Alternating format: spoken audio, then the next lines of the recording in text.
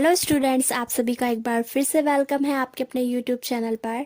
और आज के इस वीडियो में हम करने वाले हैं इंग्लिश वोकैबुलरी के बहुत से इम्पॉर्टेंट वर्ड, वो सभी वर्ड जो बार बार किसी भी कॉम्पिटिटिव एग्जाम में आपको देखने को मिल जाते हैं।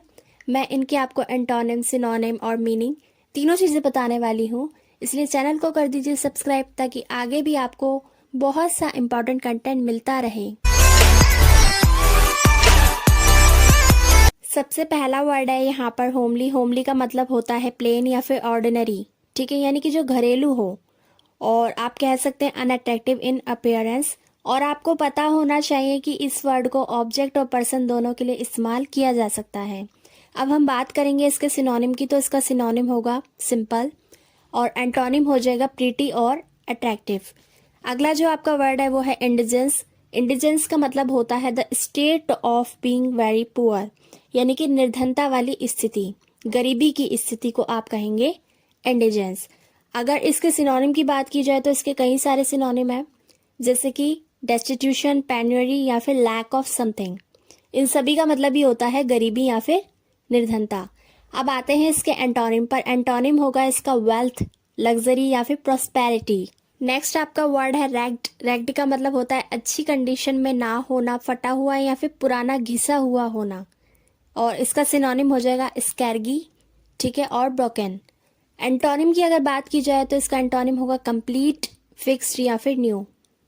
अब हम बात करेंगे एक्यूमुलेट की। एक्यूमुलेट आपका अगला वर्ड है। इसका मतलब होता है इकट्ठा करना, कलेक्ट करना। और सिनोनिम इसका होगा गैदर। एंटोनिम होगा इसका डिक्रीज या फिर रिसीड। नेक्स्ट आपका वर्ड है जिंगोइस्ट। जिंगोइस्ट का मतलब होता है someone who believes that their own country is always best. ऐसा कोई व्यक्ति जो कि अपनी कंट्री के बारे में सोचता है कि वो उसकी कंट्री सबसे ज़्यादा बेस्ट है, यानी कि अपने देश का देशभक्त होना या फिर देश को सर्वोपरि मानना कहलाता है जिंगोइस्ट, ठीक है। अब हम बात करेंगे इसके सिनोनिम की, तो इसका सिनोनिम हो जाएगा नेशनलिस्ट, पेट्रोइट या फिर चौविनिस्ट, ठीक है। इसकी स्पेलिंग आप देख लीजिएगा। और बात करेंगे इसके एंटोनिम की। एंटोनिम इसका हो जाएगा ट्रेटर। ट्रेटर का मतलब होता है देशद्रोही। नेक्स्ट वर्ड है अर्जिंग। अर्जिंग का मतलब होता है रिक्वेस्ट करना। अब हम बात करेंगे इसके सिनोनिम की, तो सिनोनिम हो जाएगा विश या फिर ड्राइव। एंटोनिम की अगर बात की जाए तो एंटोनिम होगा हेटेड या फिर डिसलाइक। अगला आपका वर्ड है माइग्रेटरी। तो माइग्रेटरी का मतलब है moving from one place to another, यानी कि एक जगह से दूसरी जगह पर जो जाते हैं प्रवासी, वो कहलाते हैं माइग्रेटरी। और इसका सिनोनिम हो जाएगा ट्रांजिएंट या फिर टेम्परेरी, यानी कि जो एक जगह लंबे समय तक ना टिक पाए उनको आप कह सकते हैं माइग्रेटरी। एंटोनिम इसका होगा स्टेशनरी। तो स्टेशनरी वर्ड तो आप हमेशा सुनते हैं, आपको लगता है कि जहाँ से आप बुक्स और किताबें, पेन, पेंसिल, रबड़ वगैरह परचेस करते हैं उसी को स्टेशनरी कहते हैं। नहीं, देखिए यहाँ पर स्टेशनरी का मतलब अलग है। और स्टेशनरी का मतलब होता है जो कि स्टेबल हो, एक जगह टिका हुआ हो, ठीक है, नॉट मूविंग, नॉट चेंजिंग। जिनका स्टे कुछ ज़्यादा ही हो जाता है उसको आप कह सकते हैं स्टेशनरी। तो आज आपको दो चीज़ें पता लगी, स्टेशनरी का दो अलग अलग मीनिंग के बारे में पता लगा। बढ़ते हैं अपने अगले वर्ड की तरफ जो कि है ऑफस्केटिंग, ठीक है।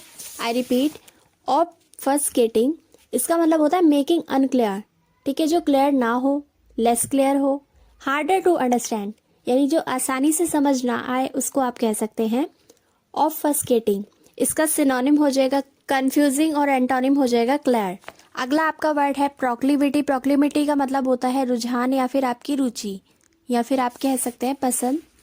इंग्लिश में इसको समझ लेते हैं the fact that someone likes something और लाइक टू डू समथिंग, यानी कोई ऐसी चीज़ जो कि किसी को पसंद हो या फिर जो काम किसी को करना पसंद हो तो उसको आप कहेंगे वो उसकी प्रोक्लिविटी है।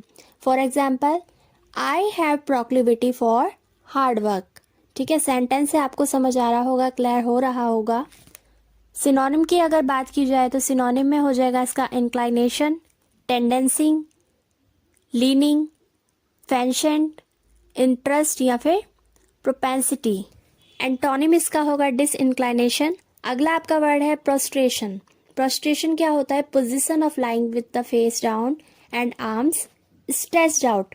लेट कर प्रणाम करना, एक तरीके से स्ट्रेट हो जाना, ठीक है।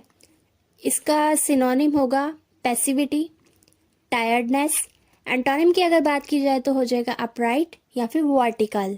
ठीक है, नेक्स्ट आपका वर्ड है रिजोल्यूट। तो रिजोल्यूट तो आपको पता ही है, आपने न्यू ईयर रिजोल्यूशन के बारे में सुना होगा। मैं आपको फिर से बता देती हूँ, नियर बाय रिजोल्यूशन, पर्पस या फिर characterised by a decided person, determined in character, action और आइडिया। ठीक है, ये एक एक्शन को दिखाता है, रिप्रेजेंट करता है कि आपने क्या निश्चय लिया है, ठीक है, क्या संकल्प लिया है, वही आपका रिजोल्यूशन या फिर रिजोल्यूट होता है। इसके सिनोनिम में आप यूज करेंगे स्टॉन्च, ठीक है, ऑलवेज लॉयल, और एंटोनिम इसका हो जाएगा अनडिटरमाइंड, जिसका अता पता ही ना हो। ठीक है, नेक्स्ट आपका वर्ड है सेक्टेरियन। सेक्टेरियन का मतलब होता है किसी पॉलिटिकल पार्टी को अंधभक्तों की तरह मानना। ठीक है, चाहे कोई भी कंडीशन आ जाए, कुछ भी हो जाए, आप अंधभक्तों की तरह किसी को फॉलो कर रहे हैं, तो ये क्या है, सेक्टेरियन है। इसका सिनोनिम होगा नैरो माइंडेड और एंटोनिम हो जाएगा सिंपली इसका ब्रॉड माइंडेड।